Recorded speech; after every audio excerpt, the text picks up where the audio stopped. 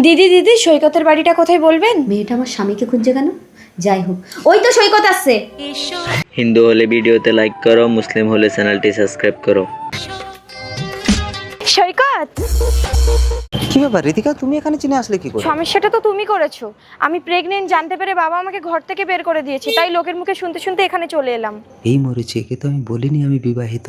এখন কি হবে? কি ভাবছো, আমাকে বিয়ে করে ঘরে নিয়ে চলো? না না, তুমি এখন বাড়ি যাও, আমি আগে বাড়িতে গিয়ে তোমার কথা বলে সবাইকে রাজি করি, তারপর তোমাকে নিয়ে যাব। তুমি বুঝতে পারছো না, বাবা আমাকে ঘর থেকে বের করে দিয়েছে, আমি কোথায় যাব? তুমি আমাকে নিয়ে চলো, আমি তোমাদের বাড়িতে সবাইকে রাজি করাবো। এইটা তোমাদের বাড়ি? দাঁড়াও, কে তুমি? তার আগে বলো তুমি কে? আমি ওর বউ। এই কি হলো কি হলো কি হলো? ধরো ধরো ধরো ধরো। আসলে আমি প্রেগনেন্ট তো, তাই মাথাটা একটু ঘুরে গেছিল। আরে তোমার স্বামী কোথায় গো? একটা ছেলে আমার সাথে প্রতারণা করে চলে গেছে। তা তুমি ওই ছেলেটার নামে পুলিশে কেস করছো না কেন? থাক না রাধা, তুমি অত চাপ নিচ্ছ কেন? ওর যখন কোনো সমস্যা হচ্ছে না। সমস্যা হচ্ছে না বললে হবে? এই ছেলেটাকে আমাকে দেখিও তো, ওর আলু কেটে আমি ভাজা করবো। রিতিকা প্লিজ আমার বউকে কিছু বলো না। নমাজ পর। তুই তো নমাজ ধরে ছেলেটার নাম বলি না, কিন্তু বাচ্চা যখন হবে মুখ দেখে ধরে নেবো আমি কার ছেলে। এই ওর ব্যথা উঠেছে, তুমি বাইরে যা। প্লিজ ভগবান, বাচ্চা যেন আমার মতো দেখতে না হয়।